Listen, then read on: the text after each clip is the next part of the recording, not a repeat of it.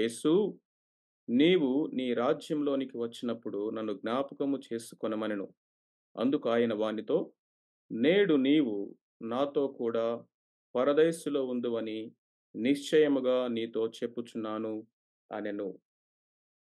ఈ శిలువ మీద యేసుక్రీస్తు ప్రభువారు పలికిన ఈ యొక్క రెండవ మాట ద వర్డ్ ఆఫ్ అష్యూరెన్స్. నిశ్చయముగా నీవు నాతో కూడా పరదైసులో ఉందువని వానితో చెప్పాడు.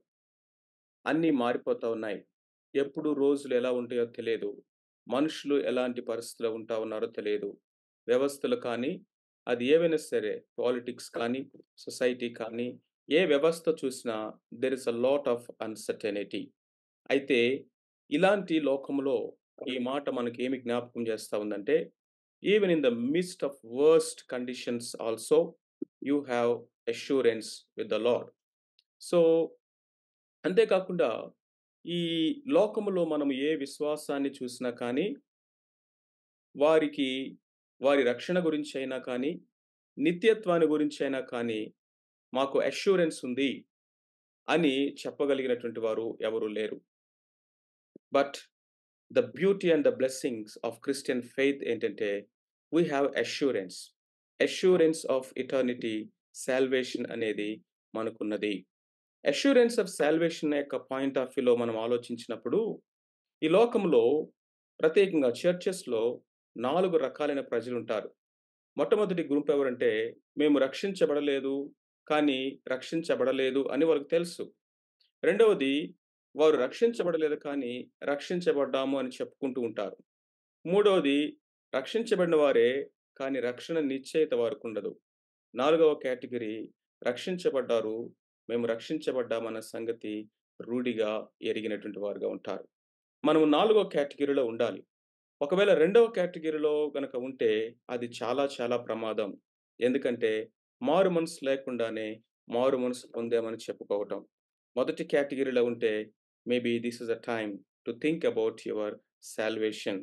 ఒకవేళ గనక మూడవ కేటగిరీలో గనక ఉన్నట్లయితే యెస్, యూ హ్యావ్ అష్యూరెన్స్. అది ఏ విధంగానో మనము ఈ వాక్య భాగంలో కూడా మనము చూస్తాము. సో, ఈ రెండవ మాట యేసుక్రీస్తు ప్రభువారు శిలువ మీద పలికినటువంటి ఈ రెండవ మాట యొక్క సెట్టింగ్ ఏ పరిస్థితిలో అని గనక మనం చూసినట్లయితే, ఇక్కడ యేసుక్రీస్తు ప్రభువారు ఇద్దరు దొంగల మధ్య ఆయన శిలువ మీద వేలాడుతా ఉన్నాడు. A perfect man hanging between 2 imperfect people. నిజానికి పర్వర్టెడ్ థీవ్స్.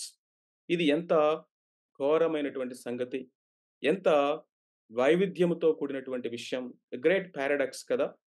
ఒక పరిశుద్ధుడిని ఇద్దరు భయంకరమైనటువంటి ఆ యొక్క దొంగల మధ్య సిలువ వేయటము. అది ఒక పారాడాక్స్ మాత్రమే కాదు కానీ, అది ప్రొఫెసీ కూడా. యెషయా గ్రంథం 53:12లో అతిక్రమములు చేయువారితో ఆయన ఒకడిగా ఎంచబడునని ప్రవచనము అక్కడ నెరవేర్చబడతా ఉంది. అది పారాడాక్స్ అండ్ ప్రొఫెసీ మాత్రమే కాదు, అది ప్రాక్సిమిటీ కూడా. యేసుక్రీస్తు ప్రభువారు ఈ భూమి మీదకి ఆయన శరీరధారిగా వచ్చినప్పుడు ఆయన మనలో ఒకని వంటి వాడుగా అయ్యాడు. ఇన్కార్నేషన్ అనేది ఏమి మనకు నేర్పిస్తా ఉందంటే identification. So, the heart of incarnation is identification. ఆయన మనలో ఒకటిగా ఎంచబడ్డాడు. అంతేకాదు ప్రాముఖ్యముగా ఆయన నేను రోగుల కొరకే వచ్చిన వైద్యుడిని అని చెప్పాడు. పాపుల స్నేహితుడు అని ఆయన పిలువబడ్డాడు. ఆయన మనకు దూరముగా ఉన్నటువంటి వాడుగా లేడు కానీ, మన దగ్గరకు వచ్చాడు. మనలో ఒకటిగా అయ్యాడు. ఆ విషయాన్ని వివరించడానికి ఒక మిషనరీ స్టోరీని మనం జ్ఞాపకం చేసుకున్నట్లయితే, దేర్ వాస్ ఎ మిషనరీ. ఆయన కుష్టు రోగుల మధ్య సేవ చేయడానికి వెళ్ళాడు. ఆయన అనేక సంవత్సరాలు వారి మధ్య పరిచర్య చేశాడు. వారి మధ్య ఆయన రోజు ప్రేయర్ గ్యాదర్ అయినప్పుడట ఆయన పిలిచాడు. వారిని my dear brothers and sisters అని వాళ్ళని ఇన్వైట్ చేసేవాడట. ఒకరోజు ఎర్లీ మార్నింగ్ లేచి ఆయన టీ తాగుతా ఉన్నాడు.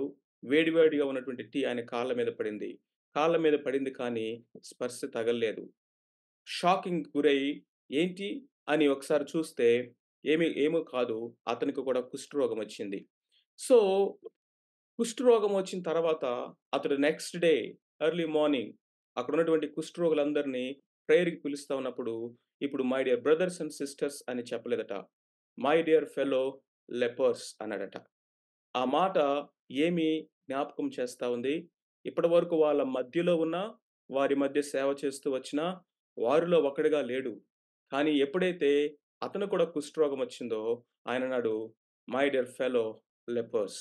యేసుక్రీస్తు ప్రభువారు సిలువ మీద ఇప్పుడు సమస్త మానవాళి పాపమంతటిని క్రీస్తు పాపానికి ప్రతినిధిగా అక్కడ నిలబడినప్పుడు ఆయన ఇదే విషయాన్ని ఇదిగో మనలో ఒకడిగా ఎంచబడిన వాడిగా అక్కడ శిలువ మీద వేలాడుతా ఉన్నాడు. ఎప్పుడైతే ఆ మొదటి మాట ఈ యొక్క కుడివైపు ఉన్నటువంటి దొంగ చెవిని పడిందో, that makes the whole difference around the cross. ఆ శిలువ దగ్గర ఒక అద్భుతమైనటువంటి కార్యం జరిగింది. కొద్ది సమయానికి వాడు నోరు తెరిచి జీసస్ రిమెంబర్ మీ అన్న మాట పలకటం మనం చూస్తాం. జీసస్ అన్న మాటలోనే ఇదిగో మహోత్కృష్టమైనటువంటి గొప్ప సత్యము దాగి ఉంది. రక్షకుడిని గురించి ఎలుగెత్తి కేక వేస్తా ఉన్నాడు. రిమెంబర్ మీ అని చెప్తా ఉన్నాడు. సో, కాబట్టి ఈ రెండవ మాట అనేది శిలువ మీద యేసుక్రీస్తు ప్రభువారు పలికిన రెండవ మాట అనేది ఆ చనిపోతున్నటువంటి ఆ దొంగ వేసినటువంటి కేకకు ప్రతిస్పందనగా పలికినటువంటి మాట ఆ యొక్క రెండవ మాట. మనం గనక చూసినట్లయితే ఆ దొంగ యొక్క జీవితంలో అతి మరిపురాని రోజు ఏంటంటే ఆ శిలువ మీద వేలాడిన రోజే. నిజానికి తన యొక్క జీవితంలో ద మోస్ట్ మిజరబుల్ డేగా ఉండవలసిన ఆ రోజు ద మోస్ట్ మెమరబుల్ డేగా, గ్లోరియస్ డేగా అయింది. ఉదయం గనక చూసినట్లయితే వాడు న్యాయస్థానంలో నిలబడి సిలువ వేయబడడానికి శిక్షించబడ్డాడు. He was justly condemned on the cross. కానీ సాయంత్రానికి మధ్యాహ్న సమయానికి అయ్యేసరికి he was justly welcomed into the paradise. ఇదిగో అతడు నీతిమంతుడిగా తీర్చబడిన వాడై పరలోకంలోనికి ఆహ్వానించబడినటువంటి అద్భుతమైనటువంటి స్థితి అక్కడ మనం చూస్తా ఉన్నాం. What a wonderful thing it was. యేసుక్రీస్తు ప్రభువారు భూమి మీద ఉన్నప్పుడు అతనికి చివరి కంపానియన్ ఈ దొంగ. పరలోకానికి వెళ్ళినప్పుడు మొదటి కంపానియన్ ఈ యొక్క దొంగే. యేసుక్రీస్తు ప్రభువారు అద్భుతంగా అతన్ని పరలోకానికి వెల్కమ్ చేశాడు. మొట్టమొదటిగా గనుక మనం చూసినట్లయితే వి సీ ద రిక్వెస్ట్. ఈ దొంగ చేసినటువంటి రిక్వెస్ట్ ఏంటంటే, యేసు నీ రాజ్యముతో వచ్చినప్పుడు నీవు నన్ను జ్ఞాపకము చేసుకో. Remember me, remember me. ఇక్కడ కొన్ని అబ్జర్వేషన్స్ మనము ఆలోచన చేసినట్లయితే, మొట్టమొదటిది ఏమి తెలియచేస్తా ఉంది? పాపము అనేది విశ్వవ్యాప్తమైనదని, ఏ భేదము లేదు అందరూ పాపము చేసి దేవుడు అనుగ్రహించి మహిమను పొందలేకపోతూ ఉన్నారు అన్నటువంటి ఆ సత్యాన్ని వాడు జ్ఞాపకం చేస్తా ఉన్నాడు. అంతేకాదు ఆ ఇద్దరు దొంగలు కూడా ప్రపంచంలో ఉన్నటువంటి 2 రకాలైనటువంటి గుంపులని వారు సూచిస్తా ఉన్నారు. ఒకరు రిమెంబర్ మీ అని తన యొక్క పాపమును బట్టి తన రక్షకుడు దగ్గరికి పశ్చాత్తాపంతో వచ్చేటువంటి గుంపు. ఇంకొకరు రిజెక్ట్ చేసి, ఆయన్ని మాక్ చేసి, ఇదిగో నీవు దేవుడివైతే, నీవు దేవుడివైతే అని సందేహించి, లేకపోతే డౌట్ చేసేటటువంటి రెండవ గుంపుని సూచిస్తా ఉంది. యేసుక్రీస్తు ప్రభువారు రేపు ఆయన మహిమగల సింహాసనం మీద కూర్చున్నప్పుడు కూడా కుడివైపు కొంతమందుంటారు, ఎడమవైపు కొంతమందుంటారట. ఆ కుడివైపు ఉన్నవారితో అంటాడు, ఇదిగో నిత్యత్వం మొదలుకొని మీకు సిద్ధపరిచినటువంటి ఆ సంతోషంలో, మహిమలో మీరు ప్రవేశించండి. They will be welcomed into the glory. ఎడమవైపు ఉన్నటువంటి వారిని చూసి నిత్య నాశనానికి వారికి తీర్పు తీర్చడం మనం చూస్తాం. ఎగ్జాక్ట్‌గా యేసుక్రీస్తు ప్రభువారు శిలువ మీద ఇక్కడ వేలాడుతున్నప్పుడు ఇద్దరు ఉన్నారు. ఆ ఇద్దరు దొంగలే. ఎవడు కూడా మంచివాడు కాదు. ఎవడు కూడా వాడి యొక్క సొంత నీతి కార్యాలను బట్టి ఒకడు గొప్ప, ఒకడు తక్కువ అనటానికి లేదు. ఇద్దరు కూడా శిక్ష విధించబడిన వారే. ఇద్దరికీ సమానమైన శిక్ష విధించబడింది. ఆయన రక్షకుడు అని గుర్తించి వేసిన కేకను బట్టి ఇదిగో ఇద్దరి యొక్క డెస్టినీ అనేది మారిపోతా ఉంది.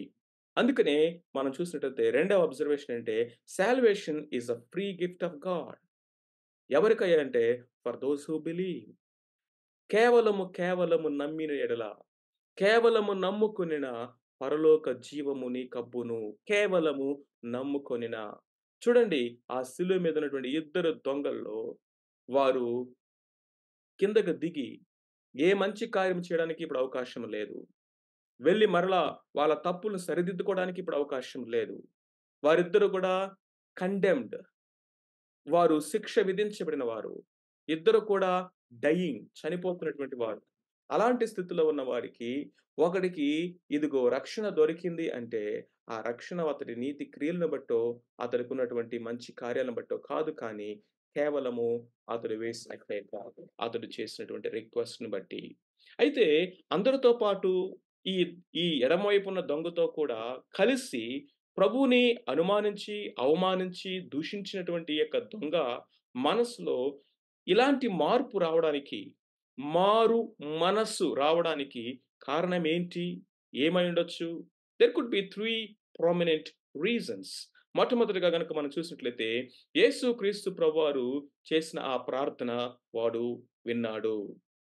విన్నాడు. ఇద్దరు విన్నారు కానీ, వీడు వినినటువంటి విధానము వేరు.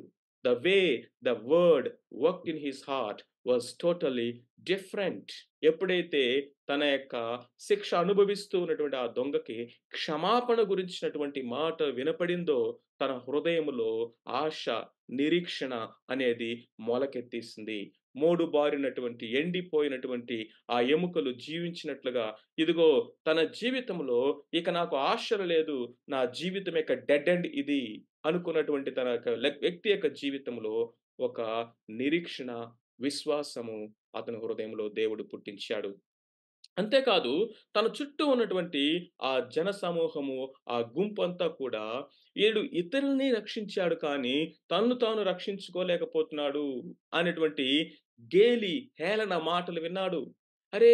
ఎంతో సర్కాస్టిక్‌గా ఆ పలికిన మాటలు ఇతరుల్లో సీరియస్‌గా ఒక దైవ కార్యాన్ని జరిగించటానికి కారణమైనవి. ఇతరులను రక్షించాడా? ఏ విధంగా రక్షించాడు? ఇదిగో అనేక సాక్ష్యాలు వినుంటాడు.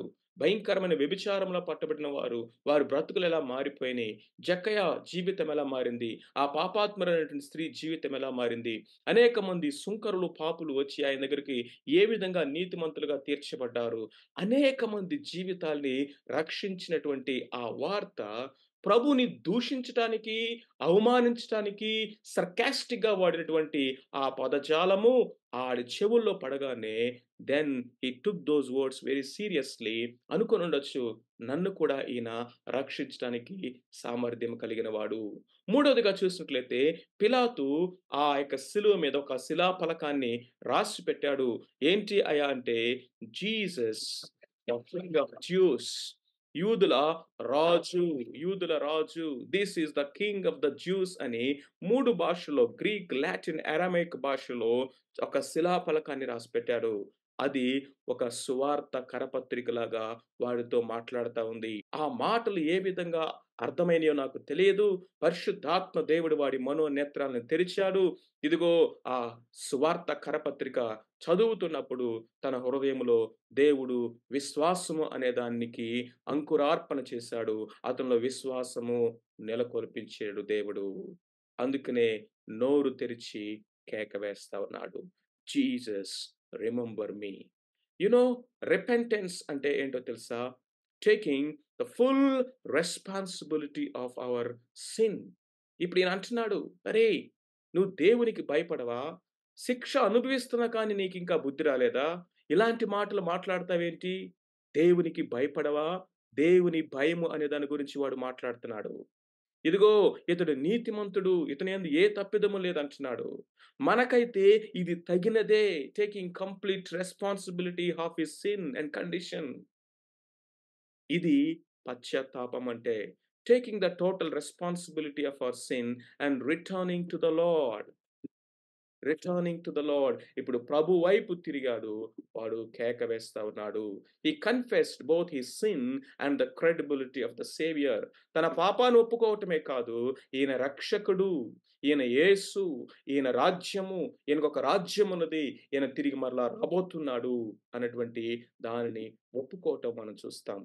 ఇతనిలో ఉన్నటువంటి రిమార్కబుల్ ఫెయిత్ అండి. అద్భుతమైనటువంటి విశ్వాసము. బైబిల్ చెప్తా ఉంది. విశ్వాసం కూడా దేవుని యొక్క వరమే. విశ్వాసమునకు కర్త, దాన్ని కొనసాగించువాడు ఆయనే. So, faith is the gift of God. ఎలాంటి విశ్వాసము ఆ ఆఖరి క్షణాల్లో ఈ శిలువ మీద వేలాడుతున్నటువంటి యొక్క దొంగకి ఆయన అనుగ్రహించాడో చూస్తే ఆశ్చర్యమేస్తది. మొట్టమొదటిగా గనక మనం చూసినట్లయితే ఇతని యొక్క విశ్వాసం ఎలాంటిదంటే అన్‌మూవబుల్ ఫెయిత్. ఎందుకని? ఎలాంటి పరిస్థితిలో యేసుక్రీస్తు ప్రభువారియందు విశ్వాసం ఉంచుతున్నాడంటే, తన్ను తానే రక్షించుకోలేని నిస్సహాయ స్థితిలో ఉన్నటువంటి విధముగా ప్రభు అక్కడ కనిపిస్తా ఉన్నాడు. అలాంటి స్థితిలో నన్ను రక్షించవా అని అడుగుతున్నాడు. What kind of faith! ఎలాంటి విశ్వాసం అండి అది? ఆయనే రక్షించుకోలేని స్థితిలో, నిస్సహాయ స్థితిలో, ఆ సిలువలో వేలాడుతూ ఉన్నట్టుగా లోకమంతా ఆయన్ని మాక్ చేస్తా ఉంటే, ఈయనంటున్నాడు, "నీవు నన్ను రక్షించవా?" అని అడగటం అనేది ఎలాంటి విశ్వాసం ఇది? రెండవదిగా his faith was a genuine faith. Genuine faith అని ఎందుకు అంటున్నామంటే, యేసుక్రీస్తు ప్రభువారి యొక్క అద్భుత కార్యాలు చూసి నమ్మట్లేదు. ఆయన నీళ్ళ మీద నడవటం ఇతను చూడలా. 5 రొట్టెలు, 2 చేపలు ఆయన ఆశీర్వదించి అనేక వేల మందికి ఆహారం పెట్టటం వీడు చూడలేదు. అంతేకాదు ఇంకా ఆయన చేసినటువంటి అనేకమైనటువంటి సూచక్రియలు. ఈవెన్ సిలువ మీద కూడా మనం చూసినట్లయితే చీకట కమ్మటము ఇంకా ఇంకా జరగల అప్పటికది. భూమి కంపించటము ఇంకా జరగల. రాళ్ళు పేలిపోవటము ఇంకా జరగల. ఈవెన్ సిలువ మీద జరిగిన అద్భుతాలు కూడా జరగక ముందే, ఆయన భూమి మీద చేసినటువంటి అద్భుతాలు, ఆశ్చర్య కార్యాలు ఏవి చూడకుండానే, ఆయన ఎవరో, ఆయన ఉన్నది ఉన్నట్టుగా నమ్మిన విశ్వాసము. ఈ రోజుల్లో గనక మనం చూసినట్లయితే, మన యొక్క విశ్వాసం అంతా దేని మీద నడుస్తా ఉంది? రొట్టె ముక్కల విశ్వాసమట. రొట్టె ముక్కల కోసం అనేకమంది ఆయన వెంబడించారు. రోగాల కోసం విశ్వాసము. ఇదిగో ఆయన మనకి ఏదో చేస్తే, ఏదో చేస్తాడు కాబట్టి, మరి చేయకపోతే కండిషనల్ ఫెయిత్. కానీ ఇతని యొక్క విశ్వాసం అనేది జెన్యూన్ ఫెయిత్. అంతేకాదు his faith was a practical faith అండి. ప్రాక్టికల్. ప్రాక్టికల్ అంటే చూడండి సిలువ మీద వేలాడుతున్నటువంటి ఆ ప్రభువుని చూసి ఈయన రాజుగా గుర్తిస్తా ఉన్నాడు. ఏడబ్ల్యూ పింక్ అనేటువంటి ఆయన అంటాడు, "how can we explain the fact that this dying thief took a suffering, bleeding, crucified man for his God." ఆ సిలువ మీద చనిపోతున్న వ్యక్తిని, సిలువ వేయబడిన వ్యక్తిని, రక్తం కారుస్తున్నటువంటి వ్యక్తిని, ఒక నిస్సహాయ స్థితిలో చనిపోతూ ఉన్నటువంటి వ్యక్తిని, నాకు దేవుడు అని ఎలా ఈయన చెప్పగలిగాడు? దాన్ని ఎలా ఎక్స్‌ప్లెయిన్ చేయగలము? ఇది అర్థం కావట్లేదే అంటాడు. నిజమే. దేవుడు ఒక వ్యక్తి హృదయంలో చేసే ఆత్మ కార్యము అది కంటికి కనపడదు, చెవులకి వినపడదు. మనుషుని యొక్క హృదయానికి ఆలోచనకు ఒక గోచరము కాదు. అప్పుడు కూడా ఒక నొటోరియస్ థీఫ్‌గా ఉన్నటువంటి వీడు ఇప్పుడు ఒక విశ్వాసిగా మాట్లాడుతున్నాడు. అతనిలో ఆ కార్యాన్ని చేసింది దేవుడే. His faith was responding faith. పరిశుద్ధాత్మ దేవుడు అతని యొక్క పాపం విషయమై కన్విక్ట్ చేశాడు. సత్యాన్ని వెలిగింపులోకి తీసుకొచ్చి అతనికి చూపించాడు. Now he is responding. Okay. ఈయన నిజంగా దేవుడండి, రక్షకుడండి. ఇప్పుడు బయటికి మాట్లాడితే ఎందుకులే అందరేమనుకుంటారో? మనుషులందరూ ఈయన నిస్సహాయుడంటున్నప్పుడు, ఈయన నేను సేవియర్ అని ఎలా చెప్పగలను? రోమా సైనికులందరూ కూడా ఈయన్ని భయంకరంగా హింసిస్తా ఉన్నప్పుడు, ఈయన కింగ్ అని ఎలా చెప్పగలను? అలా అంటే అందరూ నన్ను ఎగతాళి చేస్తారేమో, నన్ను మాక్ చేస్తారేమో, ఎందుకొచ్చిందిలే బయటికి చెప్పటము, లోపలే పెట్టుకుందాము అని అనుకోలేదు. ఈరోజు చాలామంది విశ్వాసం ఎలా ఉందంటే, లోపలే దాచుకోవడానికి, లేకపోతే దాచిపెట్టుకోవడానికి, బయటికి రాకుండా పబ్లిక్ కన్ఫెషన్ అనేది అనేక మంది చేయడానికి ఇష్టపడట్లేదు. ఎందుకంటే they want to be secret believers. I don't know how they can be called believers if they keep there faiths in secret. The real faith is responding faith, expressing faith. Not only that, his faith was courageous faith. ఒకవేళ గనక రోమా ప్రభుత్వానికి వ్యతిరేకంగా ఇతడు ఇదిగో తిరుగుబాటు చేసిన వాడితో సమానము. నాకు రాజ్యం ఉంది నేను రాజును అని వ్యతిరేకంగా అన్నాడు కాబట్టి ఇతని సిలువ శిక్ష వేయండి అని ఒక తీర్పు తీర్చి బయటికి పంపిస్తే ఇప్పుడు ఈ దొంగ he is the king and he is going to have a Kingdom అని చెప్పటం అనేది ఎంత రిస్కీ అండి. Though it is risky. Even అది మరణానికి దారి తీసే ప్రమాదకరమైన పరిస్థితి అయినా, ఆల్రెడీ చనిపోతున్న వాడికి ఇంకేంటి మరణ భయము? ఈ లోకములో అలాంటి కొరేజియస్ లైఫ్ మనము జీవించాలి. ఎవరేమైనా అనుకుంటారేమో, ఏదైనా పోగొట్టుకోవాల్సొస్తదేమో, మనకు ఆ యొక్క రాయితీలు రావేమో, ఈ యొక్క బెనిఫిట్స్ మనం పొందుకోకుండా పోగొట్టుకుంటామేమో అని మనము పిరికివారుగా ఉండడానికి దేవుడు మనల్ని పిలవలేదు. Let our faith goes like courageous faith. ఆ ముగ్గురు యవ్వనస్తులు నెబుకద్నెజరుని ఎదుర్కొన్నట్లుగా దానియేలు, షడ్రకు, మెషకు, అబేద్నెగోల్లాగా మనము విశ్వాసాన్ని మనము బోల్డ్‌గా డిక్లేర్ చేసేవారుగా ఉండాలి. His faith was futuristic faith. ఇప్పుడు ఆయన present condition was miserable. It is bleak. It's in darkness. ఎందుకంటే he is a dying thief. కానీ అతడు చనిపోతున్నప్పటికీ, అతని సిలువ వేదన అనుభవిస్తున్నప్పటికీ, అతని ప్రెజెంట్ కండిషన్ అనేది ఒక భయంకరమైనటువంటి మరణము అయినప్పటికీ కూడా, అతనికి భవిష్యత్తును గురించిన నిరీక్షణ ఉంది. కాబట్టి he is talking about the futuristic Kingdom. What a beautiful thing it is. విశ్వాసికి ఈ రోజున్నటువంటి పరిస్థితి అనేవి లోకములో అందరిలాగా సో కాల్డ్ గ్లోరియస్‌గా కానీ, లేకపోతే ఎంతో ఫాంటాస్టిక్‌గా కనపడకపోవచ్చు. చాలా సాధారణముగా, మీక్‌గా, లిమిటెడ్‌గా, లిటిల్‌గా ఉండొచ్చు. కొన్నిసార్లు మనము పేదరికాన్ని అనుభవించొచ్చు. లేకపోతే సఫరింగ్‌లో ఉండొచ్చు. కానీ బయట ఉన్న వాళ్ళలాగా మనం ఉండకపోవచ్చు. కానీ మన యొక్క భవిష్యత్ అనేది గ్లోరియస్. దాన్ని గురించిన విశ్వాసం మనకుందా? His faith was proven faith. Now look at the response Lord Jesus Christ. యేసుక్రీస్తు ప్రభువారి యొక్క రెస్పాన్స్‌ని మనం గనక ఇక్కడ చూసినట్లయితే వెరిలీ, వెరిలీ అన్న మాటలోనే అష్యూరెన్స్ కనిపిస్తా ఉంది. ప్రభువారు ఇమ్మీడియేట్‌గా రెస్పాండ్ అవ్వటం మనం చూస్తాం. It was an immediate response. Immediate. ప్రభు ఎప్పుడైతే అతనన్నాడో వెంటనే, వెంటనే అది ప్రభు యొక్క హృదయం. ఒక పాపి ఆయన వైపు తిరిగినట్లయితే వెంటనే, వెంటనే ఆయన రెస్పాండ్ అవుతాడు. అది మనకు అర్థమవుతా ఉంది. అంతేకాకుండా the lord is ready to receive. ప్రభువారు ఎంత సిద్ధముగా ఉన్నాడో చూడండి అతన్ని రిసీవ్ చేసుకోవడానికి. ప్రభు దగ్గరికి వచ్చేటప్పుడట మనం ఎప్పుడు కూడా మాస్క్‌లేసుకోవాల్సిన అవసరంలా, మేకప్ చేసుకోవాల్సిన అవసరంలా, లేనిది ఉన్నట్టుగా చూపించుకోవాల్సిన అవసరంలా, ఆయన హృదయాన్ని, అంతరంగాన్ని ఎరిగిన దేవుడు. అయితే ఆయన మనల్ని ఉన్నది ఉన్నట్టుగా ప్రేమిస్తాడండి. ఈ లోకంలో మనం చూసినట్లయితే ఈ సెన్స్ ఆఫ్ ఇన్‌సెక్యూరిటీ అనేది ఎక్కువైపోతా ఉంది. అరే! నేను తెల్లగా లేనే, కొంచెం పొడుగ్గా ఉంటే బాగుండు. లేకపోతే నేను కొంచెం సన్నగా ఉంటే బాగుండేది.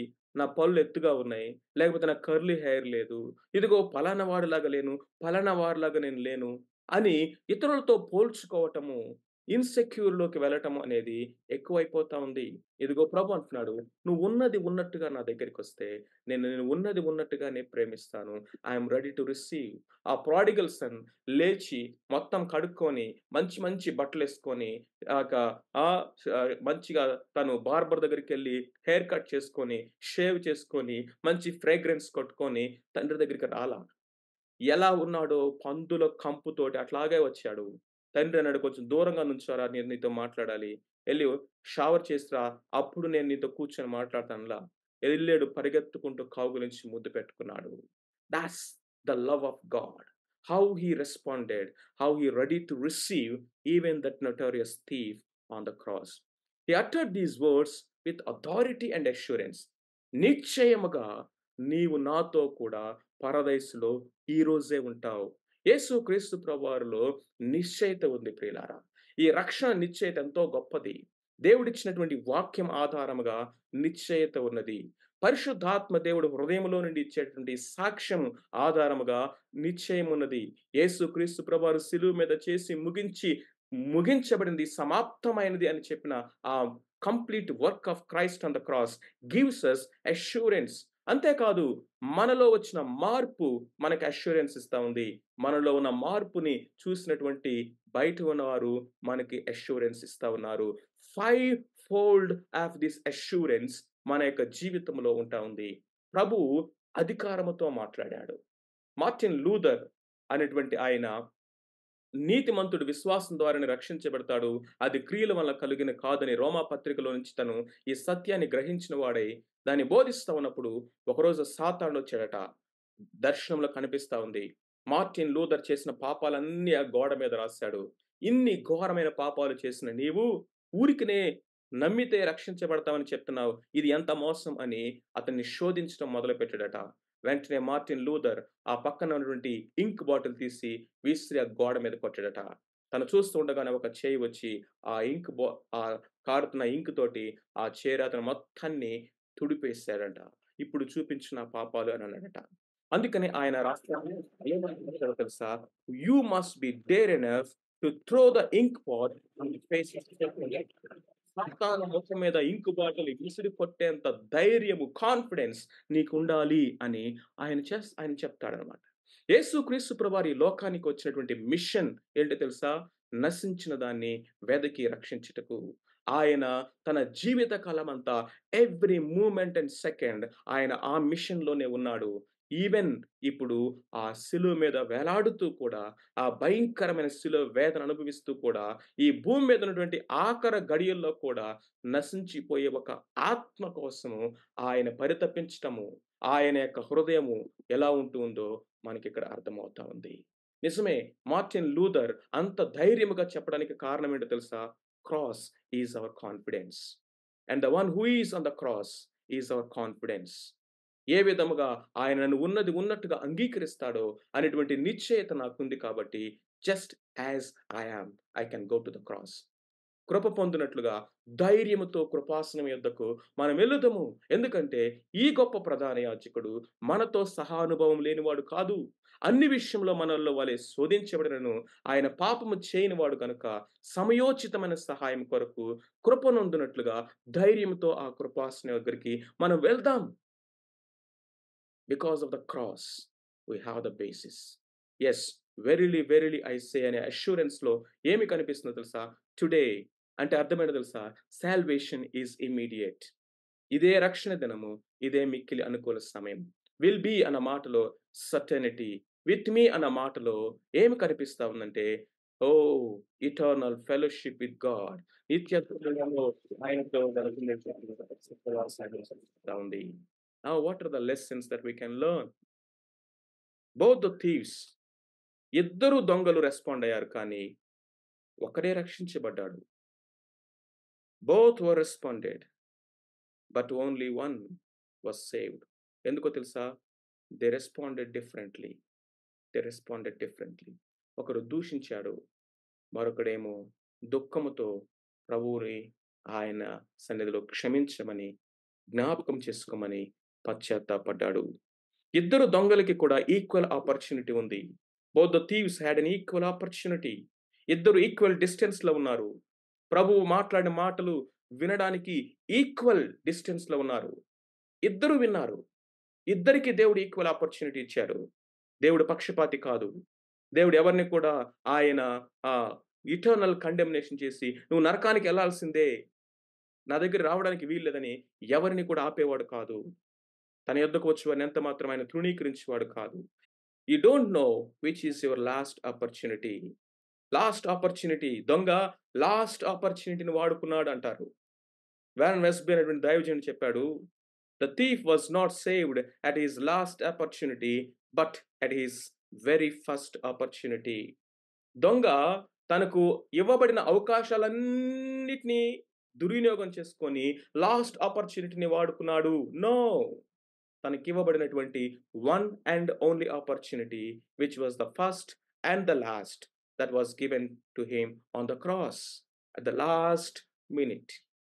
ఆ లాస్ట్ మినిట్ ఏంటో నీకు తెలీదు. ఆ లాస్ట్ ఆపర్చునిటీ ఏంటో నీకు తెలియదు. మేబీ ఇంకా నువ్వు పోస్ట్‌పోన్ చేస్తున్నావేమో. తర్వాత చూద్దాంలే అనుకున్నావేమో. ఒకవేళ కొంత ఇదిగో ఎమోషనల్‌గానో లేపోతే ఇన్ఫర్మేటివ్‌గానో ప్రభువుని తెలుసుకొని నిన్ను నీవు కంప్లీట్‌గా కమిట్ చేసుకోకుండా, లోతైనటువంటి ఆ పశ్చాత్తాపం లేకుండా, తిరిగి జన్మించిన అనుభవం లేకుండా, ఒక నామకార్థంగా ఉంటున్నావేమో. మట్టి గోడకు గచ్చపోత పోసినట్లుగా లోపల నుండి ఏ విధమైన మార్పు లేకుండా బయటికి ఏదేదో ఒక సంబంధమైనటువంటి ఫార్మ్ ఆఫ్ గాడ్లీనెస్‌ని ఫాలో అవుతున్నావేమో. ఇంకా టైం ఉందిలే, ముందు ఎంజాయ్ చేద్దాం అనుకుంటున్నావేమో. You don't know which is your last opportunity. Today is the day of salvation. There is more grace now than ever before. ఇదిగో ఆ రోజు సిలువ మీద ఉన్నటువంటి ఆ దొంగకి ఇవ్వబడినటువంటి కృప కంటే ఈరోజు దేవుడు నీకు కృప ఎంతో గొప్పది. ఎంతో ఎంతో అబౌండింగ్ గ్రేస్. కృపను మనము నిరర్ధకము చేసుకోవద్దు. దేవుడు మన దీర్ఘశాంతం వహిస్తున్నాడంటే ఆయన చేతకాని వాడు కాదు. ఎవడు నశింపకూడదని ఆయన మన కొరకే. What is the final conclusion? Conclusion ఏంటి? నిజమే. The thief was not saved at his last opportunity but at his very first. So, కాబట్టి use the opportunities God has given. అంతేకాదు we don't know when is our last opportunity. So, today is the day of salvation. The thief on the cross is not excuse to wait, but it is an encouragement to act upon. Oh! పర్లేదులే బాప్తిసం తీసుకోకపోయినా, సిలువ మీద దొంగ తీసుకోలేదు గదా! చివరి మినిట్‌లోనైనా దేవుడు అవకాశం ఇస్తాడులే. నో. మన జీవితాన్ని వేస్ట్ చేసుకోవడానికి, వెయిట్ చేయడానికి అది ఒక సాకుగా తీసుకోవద్దు కానీ, ఏ క్షణంలో ఆయన దగ్గరికెళ్ళినా ఇమ్మీడియేట్‌గా ప్రభు నన్ను రిసీవ్ చేసుకుంటాడని ఎంకరేజ్‌మెంట్‌తోగా మనం అది తీసుకుందాం. అంతేకాదు the salvation of lost soul is not an accident, but it is an appointment. ఏదో యాదృచ్చికంగా జరగలేదు. దేవుని సార్వభౌమాధికార చిత్తములో అది దేవుని యొక్క ఉద్దేశ్యం. నిజానికి చెప్పాలంటే మనం అందరం దొంగలమేనండి. కానీ ఎటువైపు ఉంటాం అనేదే ఇక్కడ మ్యాటర్. కుడివైపు ఉన్న దొంగలాగున్నావా? ఎడవైపు ఉన్న దొంగలాగున్నావా? That makes the difference. Finally, let us have the heart of the Lord Jesus Christ for the lost souls. నశించిన కొరకు ఆయన చనిపోతున్న శిలువ మరణ వేదన అనుభవిస్తున్న ఆయన హృదయము మారు మనసు పొంది పశ్చాత్తాపడే ఒక ఆత్మ కోసము ఏ విధంగా పరితపించిందో అలాంటి హృదయము, అలాంటి భారము నశించిపోయే ఆత్మల కొరకు మనము కూడా కలిగి ఉండాలని మనం ఒక తీర్మానము ఈరోజు మనం చేసుకుందాం. ఈ కొద్ది మాటలని దేవుడు మన వినికిడిలో దీవించి ఆశీర్వదించి స్థిరపరచును గాక. ఆమేన్.